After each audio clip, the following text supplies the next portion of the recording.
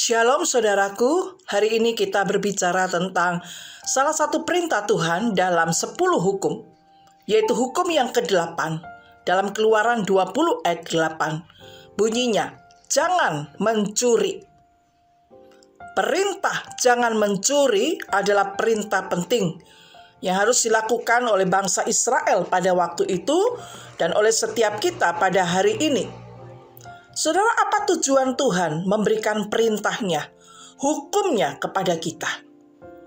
Semua peraturan dan hukum dan perintah yang Tuhan berikan kepada kita, supaya keadaan kita menjadi baik dan hidup kita diberkati oleh Tuhan. Mencuri adalah tindakan mengambil milik orang lain dan menjadikan miliknya. Mencuri adalah mendapatkan harta, hak atau milik orang lain dengan cara yang tidak benar, serta segala jenis perbuatan yang menguntungkan diri sendiri. Mencuri bisa dilakukan dengan berbagai cara, dengan sembunyi-sembunyi, dengan menipu, bahkan dengan kekerasan, dan berbagai cara yang lain. Saudara, mencuri adalah sebuah kebiasaan buruk yang menghancurkan hidup kita. Belajar dari kasus Yudas Iskariot. Yudas adalah salah satu murid Tuhan Yesus. Ia menjabat sebagai seorang bendahara. Namun dia bukan bendahara yang baik, karena ia sering mengambil uang kas. Dan Alkitab memang mencatat bahwa dia adalah seorang pencuri. Dan Yudas pada akhirnya mati bunuh diri. Kebiasaan buruk kalau dilakukan terus-menerus akan menjadi kebiasaan yang bukan saja sulit untuk dihilangkan, tetapi mendatangkan penderitaan dan mengakibatkan kehancuran dalam hidup kita. Mencuri adalah dosa yang membangkitkan dan mendatangkan hukuman dan murka Tuhan. Kita ingat kasus Akan yang mencuri, kasus Ananias dan Safira yang menipu, bagaimana Tuhan menghukum mereka. Dalam 1 Korintus 6 ayat 10, firman Tuhan dengan keras berkata, pencuri, orang kikir, pemabuk, pemfitnah, dan penipu tidak akan mendapat bagian dalam kerajaan Allah. Perhatikan, seorang pencuri tidak akan mendapat bagian dalam kerajaan Allah.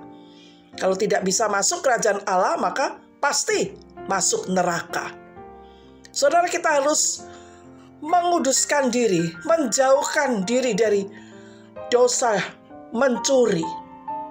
Rasul Paulus meminta agar seorang mantan pencuri tidak lagi mengulangi perbuatan yang tidak terpuji, namun bekerja keras supaya dapat membantu orang lain.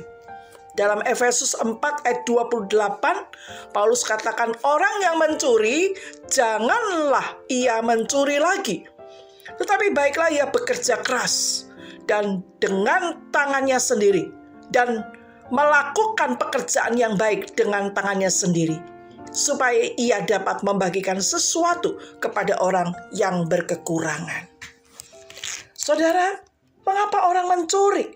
Mungkin karena ada satu kebutuhan yang mendesak, ada kekurangan, lalu mencuri. Ada keinginan akan hal-hal yang mewah yang dimiliki oleh orang lain, maka seseorang mencuri. Atau orang yang malas. Orang yang malas mencari cara yang mudah daripada harus bekerja keras, maka lebih baik dia mencuri. Orang yang tamak, ingin cepat kaya, orang yang serakah, membuat orang mencuri, melakukan korupsi, dan hal-hal curang, hal-hal yang jahat lainnya. Saudara yang kasih di dalam Tuhan, waspadalah. Jadilah orang yang berintegritas dalam setiap aspek kehidupan kita. Takutlah akan Tuhan. Saudara, apa solusi untuk tidak mencuri? Yang pertama, saudara dan saya harus menjadi manusia yang baru. Firman Tuhan katakan, jadi siapa yang ada di dalam Kristus, ia adalah ciptaan baru. Yang lama sudah berlalu, sesungguhnya yang baru sudah datang. Saudara dan saya adalah manusia baru di dalam Kristus. Mari membuang hal-hal yang jahat. Yang kedua, mengucap syukur dan puas dengan berkat Tuhan. Tuhan ingin kita merasa puas dan bersyukur dengan apa yang kita terima. Amsal 30 ayat 7-9 dikatakan, 2 hal aku mohon kepadamu, jauhkan daripadaku kecurangan dan kebohongan. Jangan berikan kepadaku kemiskinan atau kekayaan. Biarkanlah aku menikmati makanan yang menjadi bagianku, supaya kalau aku kenyang, aku tidak menyangkalmu dan berkata, siapa Tuhan itu? Atau kalau aku miskin, aku mencuri dan mencemarkan nama Allahku. Saudara, yang terakhir, apa solusi untuk kita tidak jatuh dalam perbuatan ini? Beriman bahwa Tuhan sanggup memelihara hidup kita. Kalau orang Kristen mencuri, itu benar-benar mempermalukan nama Tuhan. Seolah-olah Tuhan tidak sanggup, tidak bisa memelihara kehidupan anak-anaknya. Saudara percaya, beriman sekalipun dalam kondisi kesulitan dan kekurangan. Kalau yang kita miliki kurang, saudara beriman, nanti Tuhan akan cukupkan dan memenuhi apa yang menjadi kebutuhan kita. Tuhan sanggup memelihara dan memberkati hidup kita dengan caranya yang ajaib. Tuhan Yesus memberkati.